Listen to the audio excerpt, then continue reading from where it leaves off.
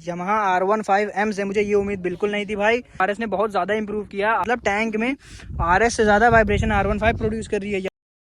तो hello guys, Lucky this side, welcome to my new video. तो जैसा कि अभी आप लोग सामने देख सकते हो, हमारे सामने खड़ी हैं दो बीस्ट, एक Yamaha से आने वाली R15M और एक अपनी है बजाज पल्सर RS 200। तो आज हम लोग करने वाले हैं इन दोनों बाइक्स का मतलब वाइब्रेशन टेस्ट कि इसमें ज़्यादा वाइब्रेशन आती हैं या फिर इसमें ज़्यादा वाइब्रेशन आती हैं, तो जिससे कि आपको मतलब एक ओवरव्यू मिल जाएगा कि किस गाड़ी में कहाँ पर ज़्यादा वाइब्रेशन है। हम टैंक में भी चेक करेंगे, पीछे वाली सीट पे भी रख के चेक करेंगे, गाड़ी के मैक्सिमम पार्ट्स में रख के चेक करेंगे कि किस पार्ट पे ज़्यादा वाइब्रेशन और किस पार्ट पे कम वाइब्रेशन है, जिससे कि आपको एक रफली ओवरव्यू मिल जाएगा कि कौन सी गाड़ी ज़्यादा वाइब्रेशन प्रोड्यूस करती है। तो चलो फिर गाइस, बिना देरी किए इस वीडियो को स्टार्ट करते हैं।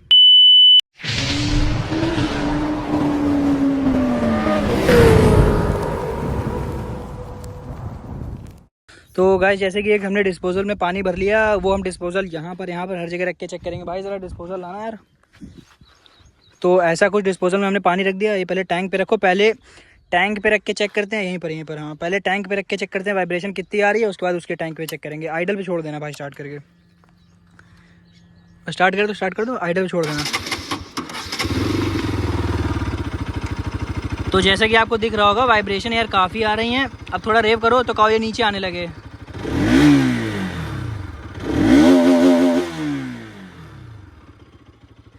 तो जैसे कि आपने देखा, इस पे यार वाइब्रेशन उतनी नहीं आ रही, पर अभी पानी इसका छलक रहा है ना।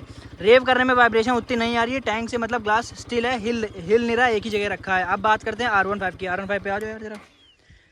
अब इसी को R15 पे रखते हैं एक बार, उसके बाद उसमें देखते हैं उतनी की उस पर कितनी वाइब्रेशन आ रही हैं। तो ये है कुछ आइडल, जैसे कि देख सकते हो, उसमें काफ़ी ज़्यादा पानी हिल रहा है, इसमें थोड़ा कम हिल रहा है, लेकिन ज़्यादा डिफरेंस नहीं है अगर वाइब्रेशन देखा जाए तो। उसमें बस थोड़ा सा ज़्यादा हिल रहा था। अब जरा रेव करो भाई इसके जरा। तो जैसे कि आपने देखा, इसमें थोड़ा सा मतलब जो ग्लास है वो आगे की तरफ जाने लगा। पता नहीं क्यों, वाइब्रेशन उससे ज़्यादा है क्या इसमें, ऐसा तो हमें कुछ मतलब लगता तो नहीं है। एक बार फिर रेव करो, यहाँ रख के देखो। तो गाइस, जैसे कि आपने देखा, ये वाला जो ग्लास है ये यहाँ से नीचे सरक रहा है। इसका मतलब टैंक पे R15 RS से ज़्यादा वाइब्रेशन प्रोड्यूस करती है। ये तो क्लियर हो गया, क्योंकि पानी मतलब छलक कम रहा है, लेकिन जैसे ही आप रेव कर रहे हो तो तुरंत वो नीचे आ जा रहा है। इसका मतलब टैंक पे ज़्यादा वाइब्रेशन है, RS के टैंक पे कम वाइब्रेशन है। तो गाइस, अब टेस्ट करते हैं RS की पहले बैक सीट पे, उसके बाद R15 की बैक सीट पे टेस्ट करेंगे। तो पहले भाई जरा स्टार्ट करो, साइडल पे छोड़ देना स्टार्ट करके। हाँ, स्टार्ट कर दो। तो जैसे कि देख सकते हो, थोड़ा थोड़ा मतलब हिल रहा है, हल्का फुल्का, लेकिन उतना ज़्यादा नहीं हिल रहा है कि पानी छलके, बहुत मिनिमल सा हिल रहा है। आप थोड़ा रेव करो यार जरा। तो जैसे कि आपने देखा यार, जो ग्लास है एकदम स्टिल है, अपनी जगह से नहीं हिला, और वाइब्रेशन इतनी ज़्यादा नहीं आई, मतलब पानी छल बाहर नहीं आया, अंदर ही जो हिला बाहर नहीं आया, मतलब वाइब्रेशन इस पर इतनी ज़्यादा नहीं है। अब बात करते हैं R15 की बैक सीट पे। आ जाओ जरा भाई, R15 की बैक सीट पे। ये देखो, चला ही जाए पानी नीचे। देखो यहाँ रखा है सीधा एकदम, है ना, इस पे रख दिया ना, बराबर हो गया। अब जरा आइडल पे करो। तो जैसे कि अभी आप आइडल पे देख रहे हो, थोड़ा सा ग्लास हिल रहा है, पर उतना ज़्यादा नहीं हिल रहा, उतनी ज़्यादा वाइब्रेशन नहीं है उससे। थोड़ी मतलब आइडल में R15 पे कम है, लेकिन रेव करने के बाद शायद से थोड़ी ज़्यादा हो जाती है। रेव करो भाई जरा। तो बैक सीट में बात करें, बैक सीट में देखो बिल्कुल भी नहीं हिला है वो, और जो अंदर पानी है वो भी ज़्यादा पानी का ज़्यादा मूवमेंट भी नहीं हुआ था। RS पे काफ़ी ज़्यादा हुआ था, है ना। तो बैक सीट में भाई RS पे ज़्यादा है, R15 में कम है। और टैंक पे था तो RS पे कम था, R15 पे ज़्यादा था। अब पिलियन सीट की बात करते हैं भाई। पहले पिलियन सीट पे RS पे राइडर सीट पे, सॉरी, पहले राइडर सीट पे आइडल पे छोड़ेंगे, उसके बाद फिर अपना रेव करेंगे। कहाँ रखूँ, आगे ना। अब यहाँ थोड़ा ऊँचा नीचे है, एक सेकंड रुको रुको, ऐसे नहीं, बस ऐसे रखो, बस ठीक है, बस हाथ लगाए वो पानी नहीं गिरे। स्टार्ट करो। तो ये है RS 200 की राइडर सीट पे, आइडल पे पानी अंदर काफ़ी वाइब्रेट कर रहा है, लेकिन ये है ना ग्लास हिल रहा है ना बाहर पानी छलक रहा है। आप जरा रेव करो। तो जैसे कि आपने देखा, पानी अंदर छलका, बाहर बिल्कुल नहीं गिरा, वाइब्रेशन उतनी ज़्यादा नहीं है। फिर से रेव करो एक बार। तो पानी छलक रहा है बहुत ज़्यादा, लेकिन ये है बाहर नहीं आ रहा है, छलक काफ़ी ज़्यादा रहा है, वाइब्रेशन है पर उतनी ज़्यादा नहीं है। अब बात करते हैं R15 की राइडर सीट पे। एक सेकंड, तो पहले भाई आइडल पे स्टार्ट करो ज़रा। तो आइडल पे देख सकते हो वाइब्रेशन इस पे थोड़ी आ रही है, जितनी उस पे आ रही थी आइडल पे उतनी इस पे भी आ रही है, बिल्कुल बराबर आ रही है। अब जरा रेव करो यार।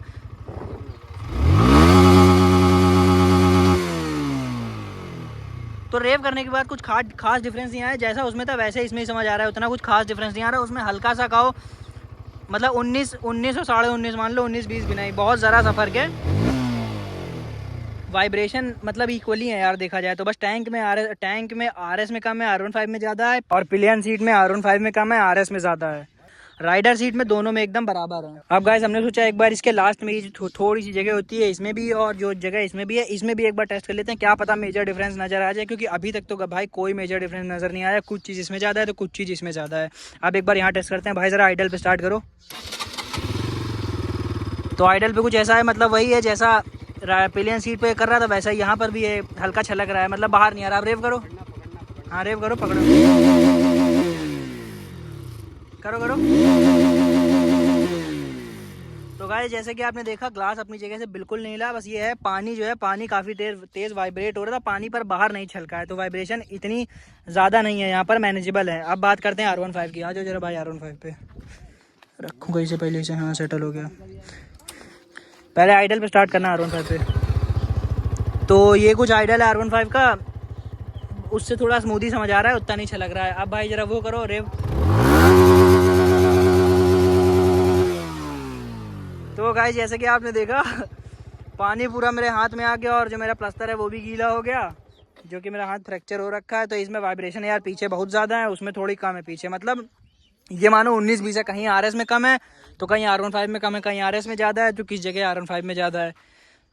मतलब ऐसा नहीं है जो लोग कहते हैं कि R15 बहुत ज़्यादा स्मूथ है, भाई होती होगी स्मूथ, लेकिन अब स्मूथ नहीं है, अब बिल्कुल आरएस से कंपैरिजन ही में है, ये मानो बिल्कुल बराबर बिल्कुल टक्कर में चल रही है इस टाइम पे वाइब्रेशंस में। तो गाइस जैसा कि वाइब्रेशन टेस्ट हमारा कंप्लीट हो चुका है, और भाई Yamaha R15M से मुझे ये उम्मीद बिल्कुल नहीं थी भाई, क्योंकि Yamaha R15 भाई ये सीरीज़ जानी अपनी स्मूथनेस की वजह से जाती है, जितना इसका रिलायबल इंजन है और जितनी इसकी स्मूथनेस है भाई, इसने मेरे को बहुत ज़्यादा डिसअपॉइंट किया है। मतलब टैंक में RS से ज़्यादा वाइब्रेशन R15 प्रोड्यूस कर रही है, यहाँ पर R15 ज़्यादा वाइब्रेशन प्रोड्यूस कर रही है, फुटपैक पे ज़्यादा R15 प्रोड्यूस कर रही है, पता नहीं क्यों कर रही है। Yamaha इस पर काम करो यार, तुम्हारी इतनी प्यारी मशीन है, पता नहीं क्यों बिगाड़ रहे हो इस गाड़ी को, वाइब्रेशन थोड़ी कम करो इस गाड़ी की। और भाई RS से मतलब RS ने बहुत ज़्यादा इंप्रूव किया। RS BS3 की बात करें तो RS BS3 में यहाँ गिलास रखो तो नीचे चला आता था, इस बार भाई इतना इंप्रूव किया, अनएक्सपेक्टेड रिजल्ट दिया है मुझे RS ने भाई, बिल्कुल हिला तक नहीं, ना एक बूंद पानी बाहर आया। तो भाई यहाँ पर हमारा वाइब्रेशन टेस्ट होता है कंप्लीट, और अगर आपको वीडियो अच्छी लगी हो तो please like comment share subscribe ज़रूर करिएगा, और अगर आपको और किसी टॉपिक्स पे वीडियो चाहिए तो आप कमेंट में ज़रूर बताइए, हम उन टॉपिक्स पे वीडियो बनाएंगे। तो चलो गाइस फिर मिलते हैं किसी नेक्स्ट व्लॉग में किसी नेक्स्ट टॉपिक के साथ। टिल देन बाय बाय, जय श्री राम।